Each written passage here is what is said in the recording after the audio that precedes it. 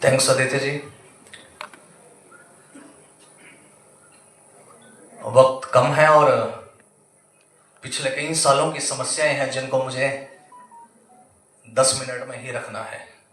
थोड़ा मुश्किल है, फिर भी गागर में सागर भरने की कोशिश करूंगा। वुमेन एम्पावरमेंट की मिसाल हमारे जम्मू कश्मीर की पहली और इकलौती मुख्यमंत्री मैडम महबूबा मुफ्ती जी, सीनियर एडवोकेट शकील साहब, एमएलसी पूर्व एमएलसी कुरैशी साहब और वाहिद पर्रा साहब भी हैं यहाँ बैठे, और जम्मू कश्मीर के नौजवान साथियों। जहां तक मैं युवाओं की समस्याओं को समझता हूं, एक युवा हूं और 2010 से स्टूडेंट एक्टिविज्म में हूं, और पिछले ही वर्ष मैंने असेंबली का चुनाव भी कंटेस्ट किया। और युवाओं की जो मेन समस्या है, जो इस वक्त सबसे गंभीर समस्या बनी हुई है, वो है अनएम्प्लॉयमेंट, वो है बेरोजगारी। और इस बेरोजगारी ने जम्मू कश्मीर को तबाह कर दिया है। आज अनएम्प्लॉयमेंट रेट जम्मू कश्मीर का 17.4% है। लगभग देखा जाए तो 10 लाख के करीब जो नौजवान हैं वो इस वक्त जम्मू कश्मीर का बेरोजगार है। और जिन्होंने रजिस्टर किया है खुद को, करीब करीब 3,70,000 अनएम्प्लॉयड यूथ ने खुद को रजिस्टर किया है कि वो बेरोजगार है। तो इतनी बड़ी समस्या, एक दिन मैं सुबह उठा और जब मैंने अपना फोन देखा तो उसमें एक वीडियो चल रही थी। एक तरफ प्रधानमंत्री मोदी जी कह रहे थे नवंबर 2013 में कि हम हर वर्ष नौजवानों को 2 करोड़ रोजगार देंगे, लेकिन दूसरी तरफ साथ में वीडियो चली जब एक जर्नलिस्ट उनका इंटरव्यू ले रहे थे। उन्होंने कहा नौजवान पकोड़े बेचेगा, नौजवान समोसे तलेगा, ये बेरोजगार है। तो मैंने पेन उठाया और कुछ लिखना शुरू कर दिया कि कच्ची उम्र में निकल कल को थामने निकली जब जिंदगी, सपनों ने कहा चल उंगली थाम ले अब इसकी, मोदी की। कच्ची उम्र से निकल कल को थामने निकली जब जिंदगी, सपनों ने कहा चल उंगली थाम ले अब इसकी। नहीं जानता था कि ये भी है फरेबी सपनों का सौदागर, हकीकत तो तब सामने आई जब बातों से बात मिली ना इसकी।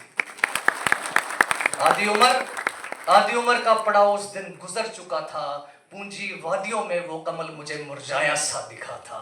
युवा सपना भी अब बूढ़ा लगने लगा है, खुद पे भरोसा किया है और राह चुन ली है अब अपनी। तो बेरोजगारी की समस्या गंभीर है। हमने देखा किस तरीके से पिछले दिनों वीडियो आ रही थी, राजौरी में भी एक पिता ने, 5 बच्चियों के पिता ने आत्महत्या कर ली कि वो मजबूर था उनको खाना खिलाने। आज लाइब्रेरियों का बिजनेस बड़े पैमाने पर चल रहा है क्योंकि नौजवान बेरोजगार है। लाइब्रेरियां हर गली कूचे में खुली पड़ी हैं, फ्रस्ट्रेशन का शिकार है, और जिन नौकरियों के वादे किए गए वो नौकरियां हमें दी नहीं गई। पहले एलजी साहब थे, सत्यपाल मलिक जी, जो अब नहीं रहे, उन्होंने कहा था कि हम 50,000 नौकरियां देंगे। मुर्मू साहब आए, उन्होंने कहा हम 70,000 नौकरियां देंगे। अब वाले एलजी साहब कहते हैं कि हम इतने हजार नौकरियां देंगे, लेकिन नौकरियां नहीं। नौकरियों के एवज में सरकारी नौकरियां तो खत्म कर दी गई। हमारा, मैं जिस इलाके से आता हूं वो कंडी बेल्ट है सारी कठुआ की, और उस कंडी बेल्ट के अंदर हर साल में आर्मी में भी भर्ती हुआ करते थे लोग, लेकिन आज नहीं है।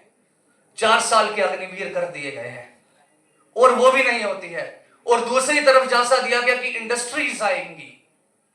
इंडस्ट्रीज आई तो अगर 28,000 करोड़ का जम्मू कश्मीर के अंदर पैकेज आया तो हमारे नौजवानों को नहीं मिला। बाहर के, गुजरात के बाहर के लोगों को आके उनको रेड कारपेट बिछा के यहां इंडस्ट्रीज को सर्व किया गया, और हमारे टैक्स की लूट का जो पैसा है वो बाहर ले जा रहा है। और बोला कि एम्प्लॉयमेंट मिलेगी, एम्प्लॉयमेंट में नहीं मिली। आज हमने देखा जितनी भी मैनेजरियल पोस्ट हैं उन सब पे बाहर के लोग बैठे हुए हैं, गाबिज हैं।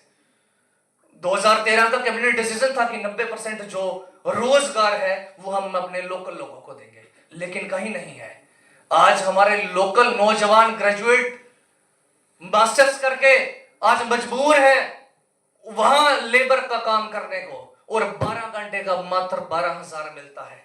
तो इस तरीके की समस्याएं से जब हम उबर रहे हैं और इंडस्ट्री ने जमीन हमारी ली, पानी हमारा लिया, हवा हमारी ली, सब पल्यूट किया तो हमारा किया, और इसकी एवज में नौजवानों ने रोजगार मांगा और रोजगार भी नहीं मिला।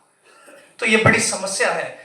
जिस इलाके से मैं आता हूं वहां हमने स्ट्रगल किया, पॉलिसी मेकर की हमें भी समझ नहीं आती कि कौन सी पॉलिसीज बनाते हैं ये लोग। एक 8-10 गांव के बीचों बीच ग्रीन लश एरिया, वहां हजारों की संख्या में पेड़ काटने को उतारू थे, और 2-2 गाड़ियां पुलिस भेज के वहां पेड़ काटने के लिए आ गए। तो हमने प्रोटेस्ट किया, हमने पिछले 5 साल स्ट्रगल की और आज तक उस काम को रुकवाया गया है। और अब देखिए एक और नई बात, अब अडानी जी भी जम्मू कश्मीर आ रहे हैं, और कठुआ का नगरोटा एरिया है, वहां अभी पब्लिक हियरिंग हो चुकी है, वहां आ रहे हैं सीमेंट प्लांट लगाने। और सीमेंट प्लांट कहां लगने जा रहा है? लोगों के फॉरेस्ट गाइडलाइंस के अकॉर्डिंग आपके 10 किलोमीटर के रेडियस के अंदर कोई फॉरेस्ट रिजर्व नहीं होना चाहिए, कोई वाइल्ड लाइफ सेंचुरी नहीं होनी चाहिए, लेकिन उसके 2.5 किलोमीटर में ही जसरोटा वाइल्ड लाइफ सेंचुरी है, उसके 4 किलोमीटर और 6 किलोमीटर में 2 फॉरेस्ट के रिजर्व्स हैं। तो कौन इनको परमिशन देता है? तो इस सब के लिए हमें आवाज उठानी होगी। और जहां तक जम्मू कश्मीर का फ्रस्ट्रेटेड यूथ है, जम्मू कश्मीर का नौजवान है, जम्मू कश्मीर के नौजवानों को संजीदा होना पड़ेगा, इस पे सोचना पड़ेगा। ये हम ट्वीट करके या हम सोशल मीडिया पे अपनी बात रख के अपना पल्ला झाड़ लें, पॉलिटिकल फ्रस्ट्रेशन निकाल लें, तो इससे बात बनने वाली नहीं है। और अगर हमारे जम्मू कश्मीर के यूथ को जब आपने सरकारी नौकरी नहीं देनी है, प्राइवेट इंडस्ट्रीज में आप एडजस्ट करने में नाकाम हो, और फाइनली नौजवानों के हाथ में क्या दिया? एक इंजेक्शन दिया है ड्रग्स का, और दूसरा झंडा दिया है धर्म का।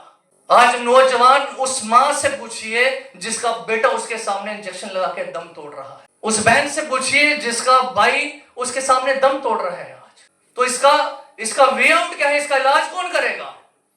दूसरी तरफ हिंदू मुसलमान करके आपस में लड़ाया जा रहा है, सही मुद्दे पर कोई पहुंचे ना, इसलिए आपस में बांटते रहिए। जम्मू कश्मीर के खिलाफ, कश्मीर जम्मू के खिलाफ।